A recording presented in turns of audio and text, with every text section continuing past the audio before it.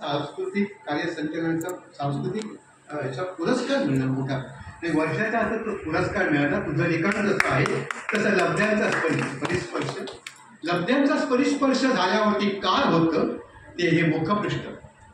जरी त्यांच्या पुतण्यानं जरी नाटकाचं काढलं असेल तरी कसं बसवायचं आणि मागे हे आणि सर आचऱ्याच्या समुद्रावरती आपलंच लाईफ हसत हसत आहे. हे यांना आनंद यात्री असं म्हणतो. हे पुस्तक एका आनंद यात्रेचं आहे.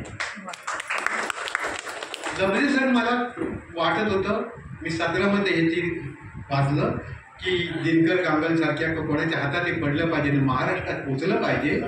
कारण लमरे सर 6 पिढ्यांचा इतिहास आहे. मंडळगड पासून दापोलीपर्यंत आणि पुढे तेव्हा संपूर्ण जिल्हा होता ना.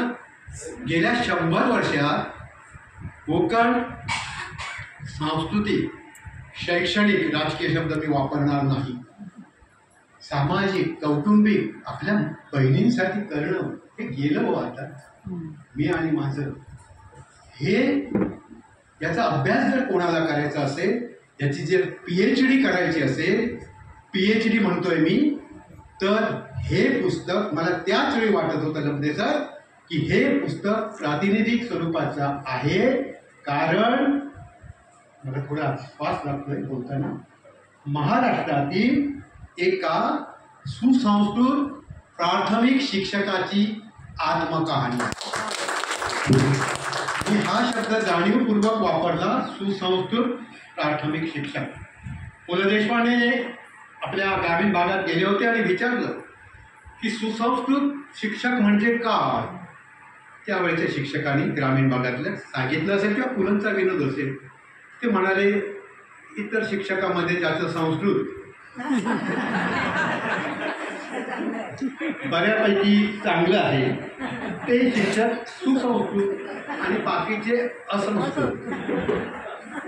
तुम्ही असले तसे ते सुद्धा असले. पुढे एक मिनिट थांबले आणि पु ल देशपांडे म्हणाले अजूनही आपल्याला सुसंस्कृतपणाची व्याख्या आपल्यालाही करता येत नाही. आपण हसलात पण कोणी सांगितलं तर काय सुसंस्कृत सांगणार.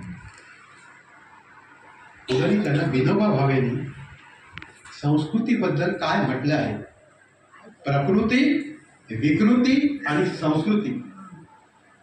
विनोबा भावेचं सांगितलं. विनोबा म्हणाले भूक लागली की माणूस खातो, भुके करतात, ही झाली प्रकृती.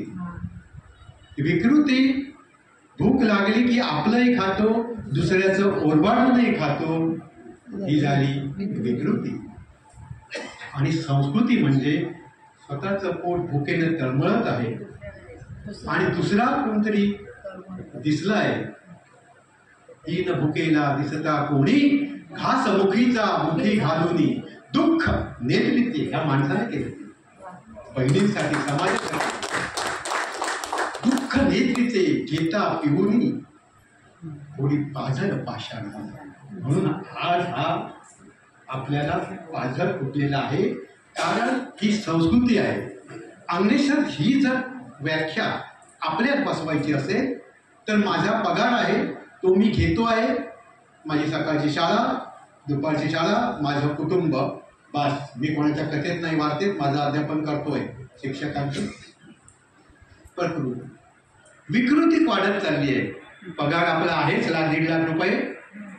कुठेतरी ट्रॅक्टर विकत घे, दुसऱ्याचं दुकान चालवायला घे, दुसरे जे जगतायत ना त्याच्या कुठे ते कॉन्ट्रॅक्टर घे, काय घे, आणि ते सुद्धा उसव. ही झाली विकृती. सुसंस्कृत शिक्षक वयाच्या 88व्या वर्षी माझ्या खेड्यातला माणूस विज्ञान शिकू शकणार नाही. एखादी बाई काय त्याला विज्ञान शिकवते.